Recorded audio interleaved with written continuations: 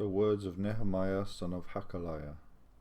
In the month of Kislev, in the 20th year, while I was in the citadel of Susa, Hanani, one of my brothers, came from Judah with some other men, and I questioned them about the Jewish remnant that had survived the exile, and also about Jerusalem. They said to me, "Those who survived the exile and are back in the province are in great trouble and disgrace. The wall of Jerusalem is broken down, and its gates have been burned with fire." When I heard these things, I sat down and wept. For some days I mourned and fasted and prayed before the God of heaven. Then I said, "Lord, the God of heaven, the great and awesome God, who keeps his covenant of love with those who love him and keep his commandments, let your ear be attentive and your eyes open to hear the prayer your servant is praying before you day and night for your servants, the people of Israel. I confess the sins we Israelites, including myself and my father's family, have committed against you. We have acted very wickedly toward you. We have not obeyed the commands, decrees, and laws you gave your servant Moses. Remember the instruction you gave your servant Moses, saying, 'If you are unfaithful, I will scatter you among the nations. But if you return to me and obey my commands, then even if your exiled people are at the farthest horizon, I will gather them from there and bring them to the place I have chosen as a dwelling for my name. They are your servants and your people, whom you redeemed by your great strength and your mighty hand. Lord, let your ear be attentive to the prayer of this your servant, and to the prayer of your servants who delight in revering your name. Give your servant success today by granting him favor in the presence of this man." I was cupbearer to the king. In the month of Nisan, in the 20th year of King Artaxerxes, when wine was brought for him, I took the wine and gave it to the king. I had not been sad in his presence before, so the king asked me, "Why does your face look so sad when you are not ill? This can be nothing but sadness of heart." I was very much afraid, but I said to the king, "May the king live forever. Why should my face not look sad when the city where my ancestors are buried lies in ruins, and its gates have been destroyed by fire?" The king said to me, "What is it you want?" Then I prayed to the God of heaven, and I answered the king, "If it pleases the king, and if your servant has found favor in his sight, let him send me to the city in Judah where my ancestors are buried, so that I can rebuild it." Then the king, with the queen sitting beside him, asked me, "How long will your journey take, and when will you get back?" It pleased the king to send me, so I set a time. I also said to him, "If it pleases the king, may I have letters to the governors of Trans-Euphrates, so that they will provide me safe conduct until I arrive in Judah? And may I have a letter to Asaph, keeper of the royal park, so he will give me timber to make beams for the gates of the citadel by the temple, and for the city wall, and for the residence I will occupy?" And because the gracious hand of my God was on me, the king granted my requests. So I went to the governors of Trans-Euphrates and gave them the king's letters. The king had also sent army officers and cavalry with me.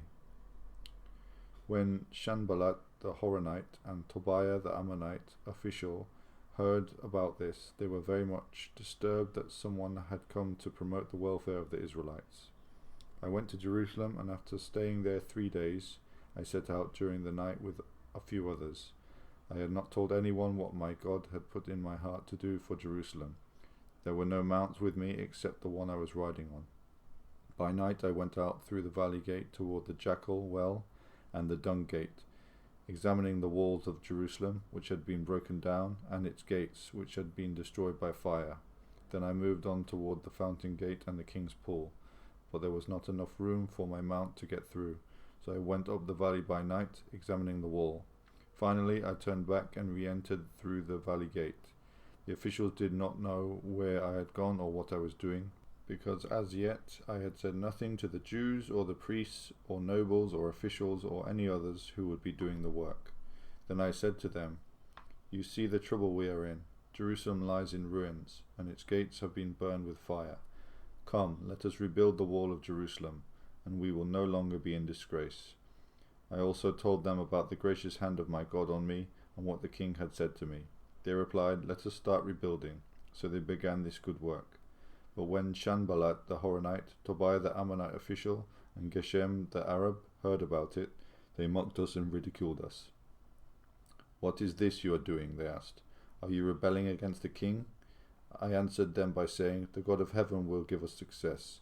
We, his servants, will start rebuilding. But as for you, you have no share in Jerusalem or any claim or historic right to it.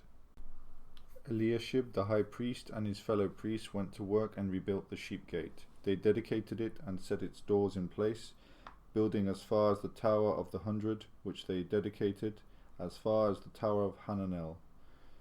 The men of Jericho built the adjoining section, and Zakur son of Imri built next to them. The fish gate was rebuilt by the sons of Hassanah. They laid its beams and put its doors and bolts and bars in place. Meremoth son of Uriah, the son of Hakkoz, repaired the next section. Next to him Meshullam, son of Berechiah, the son of Meshezabel, made repairs, and next to him Zadok, son of Banah, also made repairs. The next section was repaired by the men of Tekoa, but their nobles would not put their shoulders to work under their supervisors. The Jeshanah gate was repaired by Joiada, son of Peseah, and Meshullam, son of Besodeah. They laid its beams and put its doors with their bolts and bars in place. Next to them, repairs were made by men from Gibeon and Mizpah, Menatiah of Gibeon and Jadon of Meronoth, places under the authority of the governor of Trans-Euphrates. Uzziel, son of Harhiah, one of the goldsmiths, repaired the next section, and Hananiah, one of the perfume makers, made repairs next to that. They restored Jerusalem as far as the broad wall. Raphiah, son of Hur, ruler of a half-district of Jerusalem, repaired the next section. Adjoining this, Jediah, son of Haramath, made repairs opposite his house, and Hattush, son of Hashabneah, made repairs next to him. Malkijah, son of Harim, and Hashub, son of Pahath Moab, repaired another section and the Tower of the Ovens. Shalom, son of Halohesh, ruler of a half-district of Jerusalem, repaired the next section with the help of his daughters. The valley gate was repaired by Hanun and the residents of Zanoah. They built it and put its doors with their bolts and bars in place. They also repaired 1,000 cubits of the wall as far as the dung gate. The dung gate was repaired by Malkijah, son of Rechab, ruler of the district of Beth Hakerem. He rebuilt it and put its doors with their bolts and bars in place. The fountain gate was repaired by Shallun, son of Kol-Hoseh, ruler of the district of Mizpah. He rebuilt it, roofing it over and putting its doors and bolts and bars in place. He also repaired the wall of the pool of Siloam by the king's garden, as far as the steps going down from the city of David. Beyond him, Nehemiah, son of Azbuk, ruler of a half-district of Beth-zur, made repairs up to a point opposite the tombs of David, as far as the artificial pool and the house of the heroes. Next to him, the repairs were made by the Levites under Rehum, son of Bani. Beside him, Hashabiah, ruler of half the district of Keilah, carried out repairs for his district. Next to him, the repairs were made by their fellow Levites under Binui, son of Henadad, ruler of the other half-district of Keilah. Next to him, Ezer, son of Jeshua, ruler of Mizpah, repaired another section, from a point facing the ascent to the armory as far as the angle of the wall. Next to him, Baruch, son of Zabai, zealously repaired another section, from the angle to the entrance of the house of Eliashib the high priest.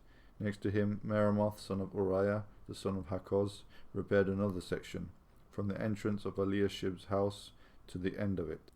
The repairs next to him were made by the priests from the surrounding region. Beyond them, Benjamin and Hashub made repairs in front of their house, and next to them, Azariah, son of Maaseiah, the son of Ananiah, made repairs beside his house. Next to him, Binui, son of Henadad, repaired another section, from Azariah's house to the angle and the corner, and Palal, son of Uzai, worked opposite the angle and the tower projecting from the upper palace near the court of the guard. Next to him, Pedaiah, son of Parosh, and the temple servants living on the hill of Ophel made repairs up to a point opposite the water gate toward the east and the projecting tower. Next to them, the men of Tekoa repaired another section, from the great projecting tower to the wall of Ophel. Above the horse gate, the priests made repairs, each in front of his own house. Next to them, Zadok son of Immer made repairs opposite his house. Next to him, Shemaiah son of Shechaniah, the guard at the east gate, made repairs. Next to him, Hananiah son of Shelemiah and Hanun the sixth son of Zalaph repaired another section. Next to them, Meshullam son of Berechiah made repairs opposite his living quarters. Next to him, Malchijah one of the goldsmiths made repairs as far as the house of the temple servants and the merchants opposite the inspection gate, and as far as the room above the corner, and between the room above the corner and the sheep gate the goldsmiths and merchants made repairs. When Sanballat heard that we were rebuilding the wall, he became angry and was greatly incensed. He ridiculed the Jews, and in the presence of his associates and the army of Samaria, he said, "What are those feeble Jews doing? Will they restore their wall? Will they offer sacrifices? Will they finish in a day? Can they bring the stones back to life from those heaps of rubble, burned as they are?" Tobiah the Ammonite, who was at his side, said, "What they are building, even a fox climbing up on it would break down their wall of stones. Hear us, our God, for we are despised. Turn their insults back on their own heads. Give them over as plunder in a land of captivity. Do not cover up their guilt or blot out their sins from your sight, for they have thrown insults in the face of the builders." So we rebuilt the wall till all of it reached half its height, for the people worked with all their heart. But when Sanballat, Tobiah, the Arabs, the Ammonites, and the people of Ashdod heard that the repairs to Jerusalem's wall had gone ahead, and that the gaps were being closed, they were very angry. They all plotted together to come and fight against Jerusalem and stir up trouble against it. But we prayed to our God and posted a guard day and night to meet this threat. Meanwhile, the people in Judah said, "The strength of the labourers is giving out, and there is so much rubble that we cannot rebuild the wall." Also our enemies said, "Before they know it or see us, we will be right there among them and will kill them and put an end to the work." Then the Jews who lived near them came and told us 10 times over, "Wherever you turn, they will attack us." Therefore I stationed some of the people behind the lowest points of the wall at the exposed places, posting them by families with their swords, spears, and bows. After I looked things over, I stood up and said to the nobles, the officials, and the rest of the people, "Don't be afraid of them. Remember the Lord, who is great and awesome, and fight for your families, your sons and your daughters, your wives and your homes." When our enemies heard that we were aware of their plot and that God had frustrated it, we all returned to the wall, each to our own work. From that day on, half of my men did the work, while the other half was equipped with spears, shields, bows, and armor. The officers posted themselves behind all the people of Judah who were building the wall. Those who carried materials did their work with one hand and held a weapon in the other, and each of the builders wore his sword at his side as he worked. But the man who sounded the trumpet stayed with me. Then I said to the nobles, the officials, and the rest of the people, "The work is extensive and spread out, and we are widely separated from each other along the wall. Wherever you hear the sound of the trumpet, join us there. Our God will fight for us." So we continued the work with half the men holding spears, from the first light of dawn till the stars came out. At that time I also said to the people, "Have every man and his helpers stay inside Jerusalem at night, so they can serve us as guards by night and as workers by day." Neither I nor my brothers nor my men nor the guards with me took off our clothes. Each had his weapon, even when he went for water. Now the men and their wives raised a great outcry against their fellow Jews. Some were saying, "We and our sons and daughters are numerous. In order for us to eat and stay alive, we must get grain." Others were saying, "We are mortgaging our fields, our vineyards, and our homes to get grain during the famine." Still others were saying, "We have had to borrow money to pay the king's tax on our fields and vineyards. Although we are of the same flesh and blood as our fellow Jews, and though our children are as good as theirs, yet we have to subject our sons and daughters to slavery. Some of our daughters have already been enslaved, but we are powerless, because our fields and our vineyards belong to others." When I heard their outcry and these charges, I was very angry. I pondered them in my mind and then accused the nobles and officials. I told them, "You are charging your own people interest." So I called together our large meeting to deal with them and said, "As far as possible, we have bought back our fellow Jews who were sold to the Gentiles. Now you are selling your own people, only for them to be sold back to us. They kept quiet because they could find nothing to say. So I continued, "What you are doing is not right. Shouldn't you walk in the fear of our God to avoid the reproach of our Gentile enemies? I and my brothers and my men are also lending the people money and grain, but let us stop charging interest. Give back to them immediately their fields, vineyards, and olive groves and houses, and also the interest you are charging them, 1% of the money, grain, new wine, and olive oil." "We will give it back," they said, "and we will not demand anything more from them. We will do as you say." Then I summoned the priests and made the nobles and officials take an oath to do what they had promised. I also shook out the folds of my robe and said, "In this way may God shake out of their house and possessions anyone who does not keep this promise. So may such a person be shaken out and emptied." This the whole assembly said, "Amen," and praised the Lord. And the people did as they had promised. Moreover, from the 20th year of King Artaxerxes, when I was appointed to be their governor in the land of Judah, until his 32nd year, 12 years, neither I nor my brothers ate the food allotted to the governor. But the earlier governors, those preceding me, placed a heavy burden on the people and took 40 shekels of silver from them in addition to food and wine. Their assistants also lorded it over the people. But out of reverence for God, I did not act like that. Instead, I devoted myself to the work on this wall. All my men were assembled there for the work. We did not acquire any land. Furthermore, 150 Jews and officials ate at my table, as well as those who came to us from the surrounding nations. Each day 1 ox, 6 choice sheep, and some poultry were prepared for me, and every 10 days an abundant supply of wine of all kinds. In spite of all this, I never demanded the food allotted to the governor, because the demands were heavy on these people. Remember me with favor, my God, for all I have done for these people. When word came to Sanballat, Tobiah, Geshem the Arab, and the rest of our enemies that I had rebuilt the wall and not a gap was left in it, though up to that time I had not set the doors in the gates, Sanballat and Geshem sent me this message: "Come, let us meet together in one of the villages on the plain of Ono." But they were scheming to harm me, so I sent messengers to them with this reply: "I am carrying on a great project and cannot go down. Why should the work stop while I leave it and go down to you?" 4 times they sent me the same message, and each time I gave them the same answer.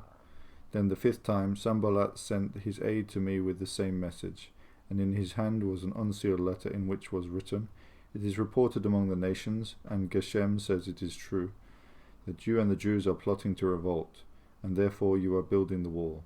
Moreover, according to these reports, you are about to become their king, and have even appointed prophets to make this proclamation about you in Jerusalem: there is a king in Judah. Now this report will get back to the king, so come, let us meet together." I sent him this reply: "Nothing like what you are saying is happening. You are just making it up out of your head." They were all trying to frighten us, thinking their hands will get too weak for the work, and it will not be completed. But I prayed, "Now strengthen my hands." One day I went to the house of Shemaiah son of Delaiah, the son of Mehatabel, who was shut in at his home. He said, "Let us meet in the house of God, inside the temple, and let us close the temple doors, because men are coming to kill you. By night they are coming to kill you." But I said, "Should a man like me run away? Or should someone like me go into the temple to save his life? I will not go." I realized that God had not sent him, but that he had prophesied against me because Tobiah and Sanballat had hired him. He had been hired to intimidate me, so that I would commit a sin by doing this, and then they would give me a bad name to discredit me. Remember Tobiah and Sanballat, my God, because of what they have done.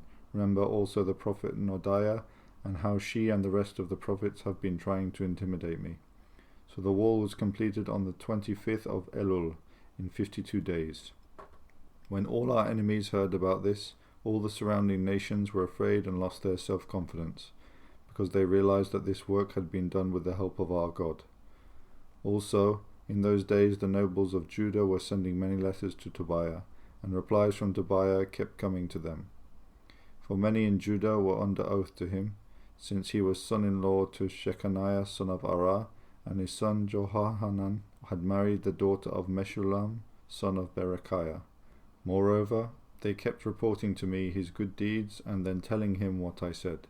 And Tobiah sent letters to intimidate me. After the wall had been rebuilt and I had set the doors in place, the gatekeepers, the musicians, and the Levites were appointed. I put in charge of Jerusalem my brother Hanani, along with Hananiah, the commander of the citadel, because he was a man of integrity and feared God more than most people do. I said to them, the gates of Jerusalem are not to be opened until the sun is hot. While the gatekeepers are still on duty, have them shut the doors and bar them. Also appoint residents of Jerusalem as guards, some at their posts and some near their own houses. Now the city was large and spacious, but there were few people in it, and the houses had not yet been rebuilt.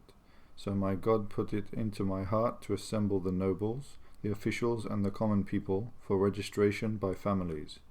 I found the genealogical record of those who had been the first to return. This is what I found written there. These are the people of the province who came up from the captivity of the exiles whom Nebuchadnezzar king of Babylon had taken captive. They returned to Jerusalem and Judah, each to his own town, in company with Zerubbabel, Joshua, Nehemiah, Azariah, Raamiah, Nahamani, Mordecai, Bilshan, Mishpereth, Bigvai, Nehum, and Baana. The list of men of Israel. The descendants of Parosh, 2,172. Of Shephatiah, 372. Of Arah, 652. Of Pahath Moab, through the line of Jeshua and Joab, 2,818. Of Elam, 1,254. Of Zatu, 845. Of Zakai, 760. Of Binui, 648. Of Bebai, 628. Of Azgad, 2,322. Of Adonikam, 667. Of Bigvai, 2,067. Of Adin, 655. Of Eter through Hezekiah, 98. Of Hashum, 328. Of Bezai, 324. Of Harif, 112. Of Gibeon, 95. The men of Bethlehem and Netophah, 188. Of Anathoth, 128. Of Beth Azmaveth, 42. Of Kiriath Jearim, Kephirah, and Beeroth, 743. Of Ramah and Geba, 621. Of Michmash, 122. Of Bethel and Ai, 123. Of the other Nebo, 52. Of the other Elam, 1,254. Of Harim, 320. Of Jericho, 345. Of Lod, Hadid, and Ono, 721. Of Senaa, 3,930. The priests. The descendants of Jediah, through the family of Jeshua, 973. Of Immer, 1,052. Of Pashur, 1,247. Of Harim, 1,017. The Levites, the descendants of Jeshua, through Kadmiel, through the line of Hodaviah, 74. The musicians, the descendants of Asaph, 148.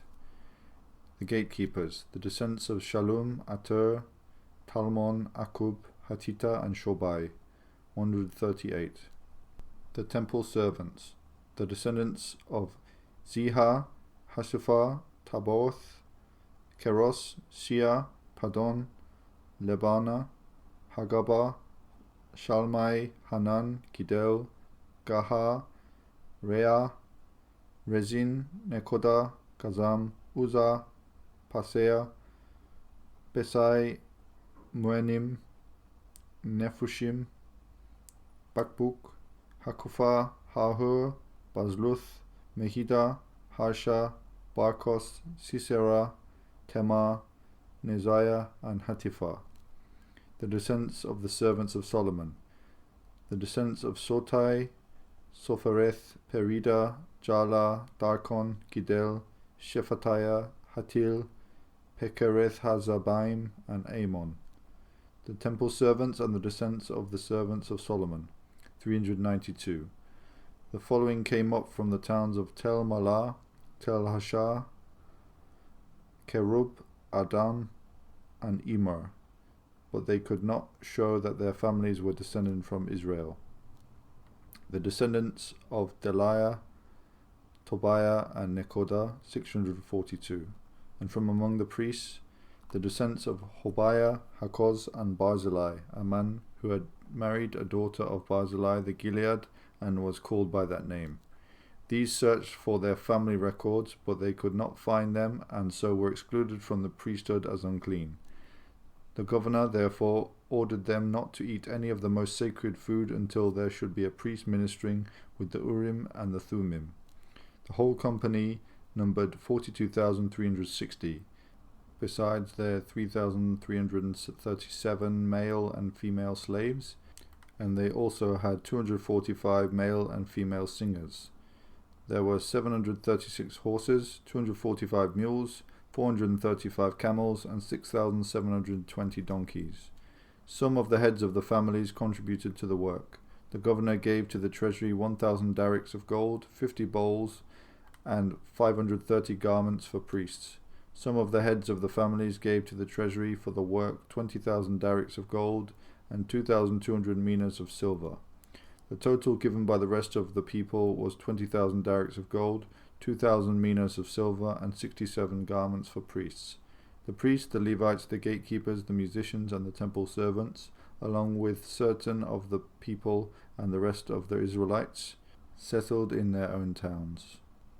When the 7th month came and the Israelites had settled in their towns, all the people came together as one in the square before the water gate. They told Ezra, the teacher of the law, to bring out the book of the law of Moses, which the Lord had commanded for Israel. So on the first day of the 7th month, Ezra the priest brought the law before the assembly, which was made up of men and women and all who were able to understand. He read it aloud from daybreak till noon as he faced the square before the water gate in the presence of the men, women, and others who could understand. And all the people listened attentively to the book of the law. Ezra, the teacher of the law, stood on a high wooden platform built for the occasion. Beside him on his right stood Mattithiah, Shema, Ananiah, Uriah, Hilkiah, and Maaseiah. And on his left were Pedaiah, Mishael, Malkijah, Hashum, Hashbaddanah, Zechariah, and Meshullam. Ezra opened the book. All the people could see him because he was standing above them, and as he opened it, the people all stood up. Ezra praised the Lord, the great God, and all the people lifted their hands and responded, Amen, Amen. Then they bowed down and worshipped the Lord with their faces to the ground. The Levites, Jeshua, Bani, Sherebiah, Jamin, Akub, Shabbethai, Hodiah, Maaseiah, Kelita, Azariah, Jozabad, Hanan, and Peliah, instructed the people in the law while the people were standing there. They read from the book of the law of God, making it clear and giving the meaning so that the people understood what was being read. Then Nehemiah the governor, Ezra the priest and teacher of the law, and the Levites who were instructing the people said to them all, This day is holy to the Lord your God. Do not mourn or weep. For all the people had been weeping as they listened to the words of the law. Nehemiah said, Go and enjoy choice food and sweet drinks, and send some to those who have nothing prepared. This day is holy to our Lord. Do not grieve, for the joy of the Lord is your strength. The Levites calmed all the people, saying, Be still, for this is a holy day. Do not grieve. Then all the people went away to eat and drink, to send portions of food, and to celebrate with great joy, because they now understood the words that had been made known to them. On the 2nd day of the month, the heads of all the families, along with the priests and the Levites, gathered around Ezra the teacher to give attention to the words of the law. They found written in the law, which the Lord had commanded through Moses, that the Israelites were to live in temporary shelters during the festival of the 7th month, and that they should proclaim this word and spread it throughout their towns and in Jerusalem. Go out into the hill country and bring back branches from olive and wild olive trees, and from myrtles, palms, and shade trees, to make temporary shelters, as it is written. So the people went out and brought back branches and built temporary shelters on their own roofs, in their courtyards, in the courts of the house of God, and in the square by the water gate, and the one by the gate of Ephraim. The whole company that had returned from exile built temporary shelters and lived in them. From the days of Joshua son of Nun until that day, the Israelites had not celebrated it like this, and their joy was very great. Day after day, from the first day to the last, Ezra read from the book of the law of God. They celebrated the festival for 7 days, and on the 8th day, in accordance with the regulation, there was an assembly. On the 24th day of the same month, the Israelites gathered together, fasting and wearing sackcloth and putting dust on their heads. Those of Israelite descent had separated themselves from all foreigners. They stood in their places and confessed their sins and the sins of their ancestors. They stood where they were and read from the book of the law of the Lord their God for a quarter of the day, and spent another quarter in confession and in worshipping the Lord their God. Standing on the stairs of the Levites were Jeshua, Bani, Kadmiel, Shabaniah, Buni, Sherebiah, Bani, and Kenani. They cried out with loud voices to the Lord their God. And the Levites, Jeshua, Kadmiel, Bani, Hashabniah, Sherebiah, Hodiah, Shebaniah, and Pethahiah, said, Stand up and praise the Lord your God, who is from everlasting to everlasting. Blessed be your glorious name, and may it be exalted above all blessing and praise. You alone are the Lord. You made the heavens, even the highest heavens, and all their starry host, the earth and all that is on it, the seas and all that is in them. You give life to everything, and the multitudes of heaven worship you. You are the Lord God, who chose Abram and brought him out of Ur of the Chaldeans and named him Abraham. You found his heart faithful to you, and you made a covenant with him to give to his descendants the land of the Canaanites, Hittites, Amorites, Perizzites, Jebusites, and Girgashites. You have kept your promise because you are righteous. You saw the suffering of our ancestors in Egypt. You heard their cry at the Red Sea. You sent signs and wonders against Pharaoh, against all his officials and all the people of his land, for you knew how arrogantly the Egyptians treated them. You made a name for yourself, which remains to this day. You divided the sea before them, so that they passed through it on dry ground. But you hurled their pursuers into the depths, like a stone into mighty waters. By day you led them with a pillar of cloud, and by night with a pillar of fire, to give them light on the way they were to take. You came down on Mount Sinai, you spoke to them from heaven. You gave them regulations and laws that are just and right, and decrees and commands that are good. You made known to them your holy Sabbath, and gave them commands, decrees, and laws through your servant Moses. In their hunger you gave them bread from heaven, and in their thirst you brought them water from the rock. You told them to go in and take possession of the land you had sworn with uplifted hand to give them. But they, our ancestors, became arrogant and stiff-necked, and they did not obey your commands. They refused to listen and failed to remember the miracles you performed among them. They became stiff-necked, and in their rebellion appointed a leader in order to return to their slavery. But you are a forgiving God, gracious and compassionate, slow to anger and abounding in love. Therefore you did not desert them, even when they cast for themselves an image of a calf and said, This is your God, who brought you up out of Egypt, or when they committed awful blasphemies. Because of your great compassion you did not abandon them in the wilderness. By day the pillar of cloud did not fail to guide them on their path, nor the pillar of fire by night to shine on the way they were to take. You gave your good spirit to instruct them. You did not hold your manna from their mouths, and you gave them water for their thirst. For 40 years you sustained them in the wilderness. They lacked nothing, their clothes did not wear out, nor did their feet become swollen. You gave them kingdoms and nations, allotting to them even the remotest frontiers. They took over the country of Sihon, king of Heshbon, and the country of Og, king of Bashan. You made their children as numerous as the stars in the sky, and you brought them into the land that you told their parents to enter and possess. Their children went in and took possession of the land. You subdued before them the Canaanites who lived in the land. You gave the Canaanites into their hands, along with their kings and the peoples of the land, to deal with them as they pleased. They captured fortified cities and fertile land. They took possession of houses filled with all kinds of good things, wells already dug, vineyards, olive groves, and fruit trees in abundance. They ate to the full and were well nourished. They revelled in your great goodness, but they were disobedient and rebelled against you. They turned their backs on your law. They killed your prophets, who had warned them in order to turn them back to you. They committed awful blasphemies. So you delivered them into the hands of their enemies, who oppressed them. But when they were oppressed, they cried out to you. From heaven you heard them, and in your great compassion you gave them deliverers, who rescued them from the hand of their enemies. But as soon as they were at rest, they again did what was evil in your sight. Then you abandoned them to the hand of their enemies, so that they ruled over them. And when they cried out to you again, you heard from heaven, and in your compassion you delivered them time after time. You warned them in order to turn them back to your law, but they became arrogant and disobeyed your commands.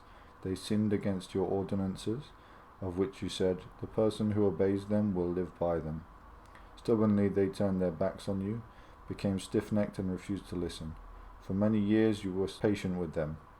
By your Spirit you warned them through your prophets, yet they paid no attention, so you gave them into the hands of the neighboring peoples. But in your great mercy you did not put an end to them or abandon them, for you are a gracious and merciful God. Now therefore, our God, the great God, mighty and awesome, who keeps his covenant of love, do not let all this hardship seem trifling in your eyes, the hardship that has come on us, on our kings and leaders, on our priests and prophets, on our ancestors and all your people, from the days of the kings of Assyria until today. In all that has happened to us, you have remained righteous. You have acted faithfully, while we acted wickedly. Our kings, our leaders, our priests, and our ancestors did not follow your law. They did not pay attention to your commands or the statutes you warned them to keep. Even while they were in their kingdom, enjoying your great goodness to them in the spacious and fertile land you gave them, they did not serve you or turn from their evil ways.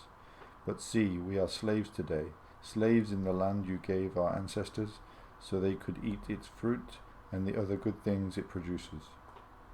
Because of our sins, its abundant harvest goes to the kings you have placed over us. They rule over our bodies and our cattle as they please. We are in great distress. In view of all this, we are making a binding agreement, putting it in writing, and our leaders, our Levites, and our priests are affixing their seals to it.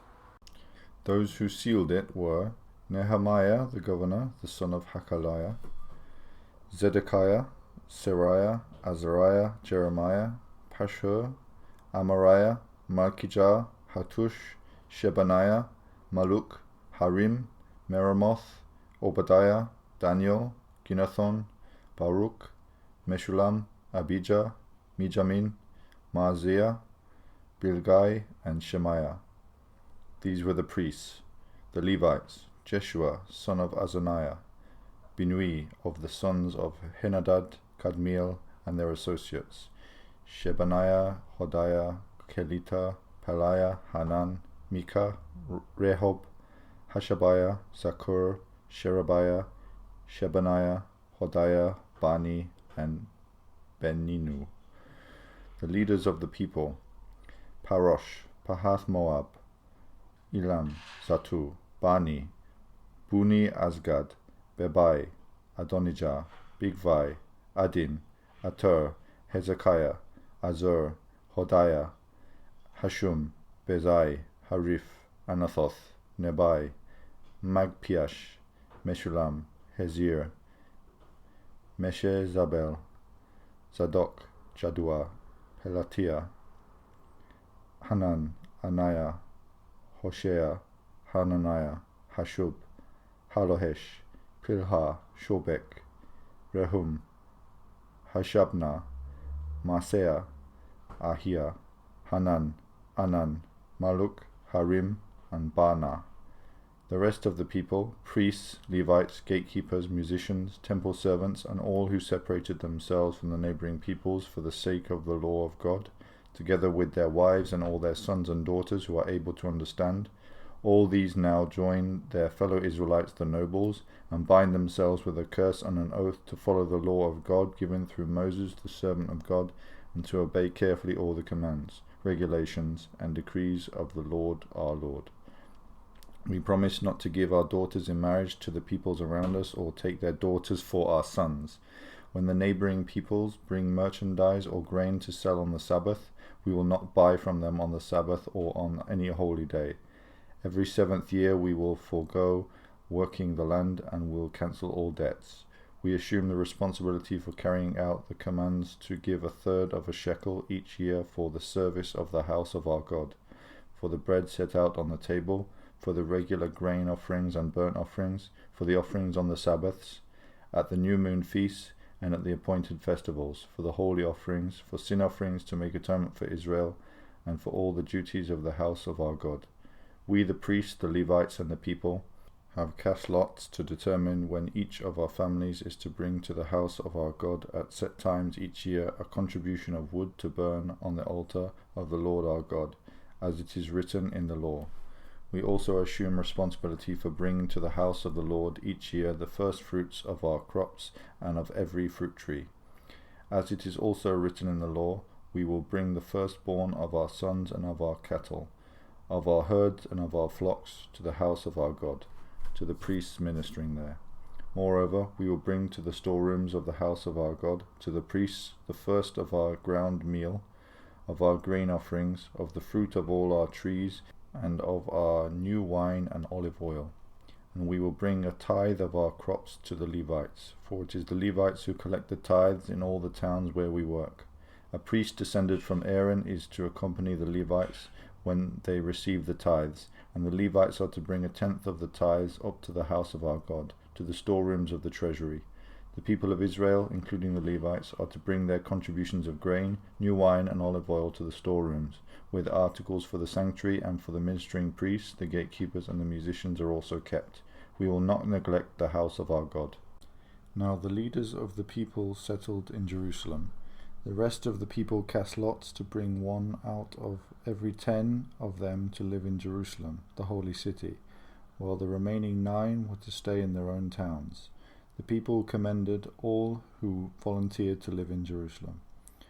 These are the provincial leaders who settled in Jerusalem. Now some Israelites, priests, Levites, temple servants, and descendants of Solomon's servants lived in the towns of Judah, each on their own property in the various towns, while other people from both Judah and Benjamin lived in Jerusalem.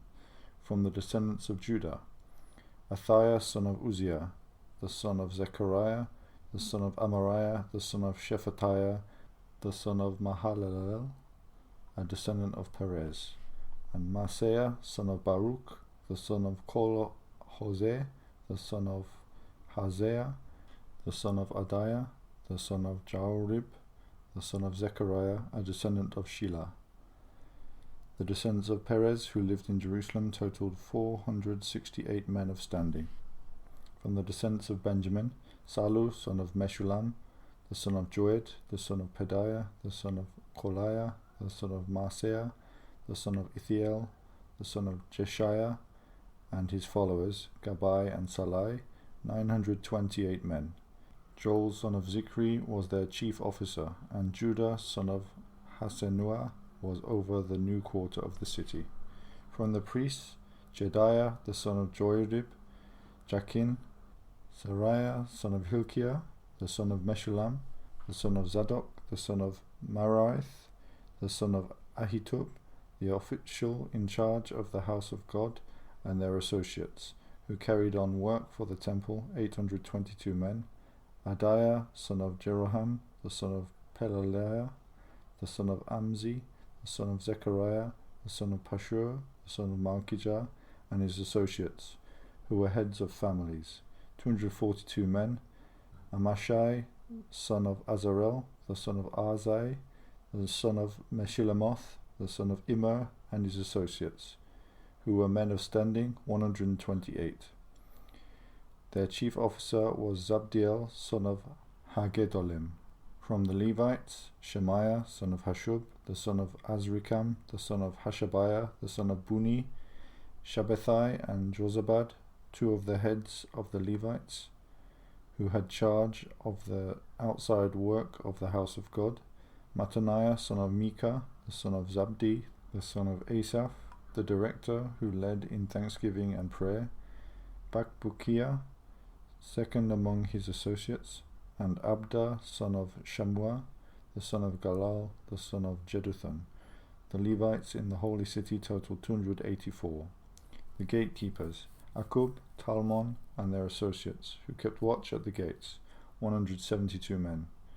The rest of the Israelites, with the priests and Levites, were in all the towns of Judah, each on their ancestral property. The temple servants lived on the hill of Ophel, and Ziha and Gishpa were in charge of them. The chief officer of the Levites in Jerusalem was Uzzi, son of Bani, the son of Hashabiah, the son of Mattaniah, the son of Micah. Uzzi was one of Asaph's descendants, who were the musicians responsible for the service of the house of God.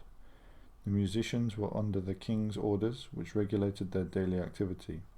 Pethahiah, son of Meshezabel, one of the descendants of Zerah, son of Judah, was the king's agent in all affairs relating to the people.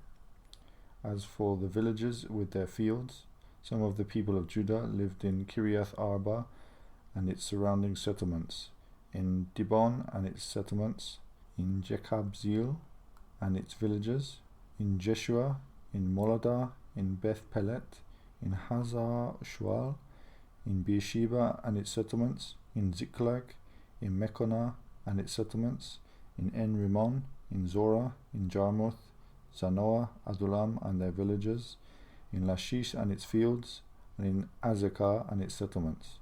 So they were living all the way from Beersheba to the valley of Hinnom. The descendants of the Benjamites from Geba lived in Michmash, Aijah, Bethel, and its settlements, in Anathoth, Nob, and Ananiah, in Hazor, Ramah, and Gittaim, in Hadid, Zeboim, and Nebalat, in Lod and Ono, and in Ger Harashim. Some of the divisions of the Levites of Judah settled in Benjamin. These were the priests and Levites who returned with Zerubbabel, son of Shealtiel, and with Joshua: Seraiah, Jeremiah, Ezra, Amariah, Maluk, Hattush, Shechaniah, Rehum, Meremoth, Iddo, Ginnathon, Abijah, Mijamin, Moadiah, Bilgah, Shemaiah, Joirib, Jediah, Salu, Amok, Hilkiah, and Jediah. These were the leaders of the priests and their associates in the days of Joshua. The Levites were Jeshua, Binui, Kadmiel, Sherebiah, Judah, and also Mattaniah, who, together with his associates, was in charge of the songs of thanksgiving. Bakbukiah and Uni, their associates, stood opposite them in the services. Joshua was the father of Joachim, Joachim the father of Eliashib, Eliashib the father of Joiada, Joiada the father of Jonathan, and Jonathan the father of Jaddua. In the days of Joachim, these were the heads of the priestly families: of Seraiah's family, Meriah; of Jeremiah's, Hananiah; of Ezra's, Meshullam; of Amariah's, Jehohanan; of Maluk's, Jonathan; of Shechaniah's, Joseph; of Harim's, Adnah; of Meremoth's, Helkai; of Iddo's, Zechariah; of Ginnathon's, Meshullam; of Abijah's, Zikri; of Minyamin's and of Moadiah's, Piltai; of Bilgah's, Shammua; of Shemaiah's, Jehonathan; of Joirib's, Mattanai; of Jediah's, Uzzi; of Salu's, Kalai; of Amok's, Eber; of Hilkiah's, Hashabiah; of Jediah's, Nethanel. The family heads of the Levites in the days of Eliashib, Joiada, Johanan, and Jaddua, as well as those of the priests, were recorded in the reign of Darius the Persian. The family heads among the descendants of Levi up to the time of Johanan, son of Eliashib, were recorded in the book of the Annals. And the leaders of the Levites were Hashabiah, Sherebiah, Jeshua son of Kadmiel, and their associates, who stood opposite them to give praise and thanksgiving, one section responding to the other, as prescribed by David the man of God. Mattaniah, Bakbukiah, Obadiah, Meshullam, Talmon, and Akub were gatekeepers who guarded the storerooms at the gates. They served in the days of Joachim, son of Joshua, the son of Jozadak, and in the days of Nehemiah the governor, and of Ezra the priest, the teacher of the law. At the dedication of the wall of Jerusalem, the Levites were sought out from where they lived, and were brought to Jerusalem to celebrate joyfully the dedication with songs of thanksgiving and with the music of cymbals, harps, and lyres. The musicians also were brought together from the region around Jerusalem, from the villages of the Netophathites, from Beth Gilgal, and from the area of Geba and Asmaveth, for the musicians had built villages for themselves around Jerusalem. When the priests and Levites had purified themselves ceremonially, they purified the people, the gates, and the wall. I had the leaders of Judah go up on top of the wall. I also assigned 2 large choirs to give thanks. One was to proceed on top of the wall to the right, toward the dung gate. Hoshea and half the leaders of Judah followed them, along with Azariah, Ezra, Meshullam, Judah, Benjamin, Shemaiah, Jeremiah, as well as some priests with trumpets, and also Zechariah son of Jonathan, the son of Shemaiah, the son of Mattaniah, the son of Micaiah, the son of Zakur, the son of Asaph, and his associates. Shemaiah, Azarel, Milalai, Gilalai, Mai, Nethanel, Judah, and Hanani, with musical instruments prescribed by David the man of God. Ezra the teacher of the law led the procession. At the fountain gate they continued directly up the steps of the city of David, on the ascent to the wall, and passed above the site of David's palace to the water gate on the east. The second choir proceeded in the opposite direction. I followed them on top of the wall, together with half the people, past the tower of the ovens to the broad wall, over the gate of Ephraim, the Jeshanah gate, the fish gate, the tower of Hananel, and the tower of the 100, as far as the sheep gate. At the gate of the guard they stopped. The 2 choirs that gave thanks then took their places in the house of God. So did I, together with half the officials, as well as the priests, Eliakim, Maaseiah, Miniamin, Micaiah, Elioenai, Zechariah, and Hananiah with their trumpets, and also Maaseiah, Shemaiah, Eliezer, Uzi, Jehohanan, Malkijah, Elam, and Ezer. The choirs sang under the direction of Jezrahiah. And on that day they offered great sacrifices, rejoicing because God had given them great joy. The women and children also rejoiced. The sound of rejoicing in Jerusalem could be heard far away. At that time men were appointed to be in charge of the storerooms for the contributions, first fruits, and tithes. From the fields around the towns they were to bring into the storerooms the portions required by the law for the priests and the Levites, for Judah was pleased with the ministering priests and Levites. They performed the service of their God and the service of purification, as did also the musicians and gatekeepers, according to the commands of David and his son Solomon. For long ago, in the days of David and Asaph, there had been directors for the musicians and for the songs of praise and thanksgiving to God. So in the days of Zerubbabel and of Nehemiah, all Israel contributed the daily portions for the musicians and the gatekeepers. They also set aside the portion for the other Levites, and the Levites set aside the portion for the descendants of Aaron. On that day the book of Moses was read aloud in the hearing of the people, and there it was found written that no Ammonite or Moabite should ever be admitted into the assembly of God, because they had not met the Israelites with food and water, but had hired Balaam to call a curse down on them. Our God, however, turned the curse into a blessing. When the people heard this law, they excluded from Israel all who were of foreign descent. Before this, Eliashib the priest had been put in charge of the storerooms of the house of our God. He was closely associated with Tobiah, and he had provided him with a large room formerly used to store the grain offerings and incense and temple articles, and also the tithes of grain, new wine, and olive oil prescribed for the Levites, musicians, and gatekeepers, as well as the contributions for the priests. But while all this was going on, I was not in Jerusalem, for in the 32nd year of Artaxerxes king of Babylon I had returned to the king. Some time later I asked his permission and came back to Jerusalem. Here I learned about the evil thing Eliashib had done in providing Tobiah a room in the courts of the house of God. I was greatly displeased and threw all Tobiah's household goods out of the room. I gave orders to purify the rooms, and then I put back into them the equipment of the house of God, with the grain offerings and the incense.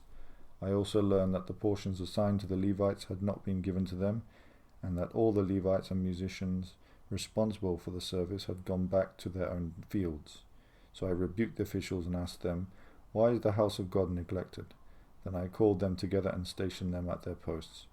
All Judah brought the tithes of grain, new wine and olive oil into the storerooms. I put Shelemiah the priest, Zadok the scribe, and a Levite named Pedaiah in charge of the storerooms, and made Hanan son of Zakur, the son of Mattaniah, their assistant, because they were considered trustworthy. They were made responsible for distributing the supplies to their fellow Levites. Remember me for this, my God, and do not blot out what I have so faithfully done for the house of my God and its services. In those days I saw people in Judah treading wine presses on the Sabbath, and bringing in grain and loading it on donkeys, together with wine, grapes, figs, and all other kinds of loads. And they were bringing all this into Jerusalem on the Sabbath. Therefore I warned them against selling food on that day. People from Tyre, who lived in Jerusalem, were bringing in fish and all kinds of merchandise and selling them in Jerusalem on the Sabbath to the people of Judah. I rebuked the nobles of Judah and said to them, "What is this wicked thing you are doing, desecrating the Sabbath day? Didn't your ancestors do the same things, so that our God brought all this calamity on us and on this city? Now you are stirring up more wrath against Israel by desecrating the Sabbath." When evening shadows fell on the gates of Jerusalem before the Sabbath, I ordered the doors to be shut and not opened until the Sabbath was over. I stationed some of my own men at the gates, so that no load could be brought in on the Sabbath day. Once or twice the merchants and sellers of all kinds of goods spent the night outside Jerusalem. But I warned them and said, "Why do you spend the night by the wall?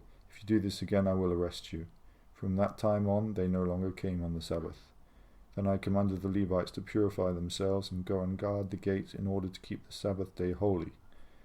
Remember me for this also, my God, and show mercy to me according to your great love. Moreover, in those days I saw men of Judah who had married women from Ashdod, Ammon, and Moab. Half of their children spoke the language of Ashdod, or the language of one of the other peoples, and did not know how to speak the language of Judah. I rebuked them and called curses down on them. I beat some of the men and pulled out their hair. I made them take an oath in God's name and said, "You are not to give your daughters in marriage to their sons, nor are you to take their daughters in marriage for your sons or for yourselves." Was it not because of marriages like these that Solomon king of Israel sinned? Among the many nations there was no king like him. He was loved by his God, and God made him king over all Israel, but even he was led into sin by foreign women. Must we hear now that you too are doing all this terrible wickedness, and are being unfaithful to our God by marrying foreign women? One of the sons of Joiada, son of Eliashib the high priest, was son-in-law to Sanballat the Horonite, and I drove him away from me. Remember them, my God, because they defiled the priestly office and the covenant of the priesthood and of the Levites.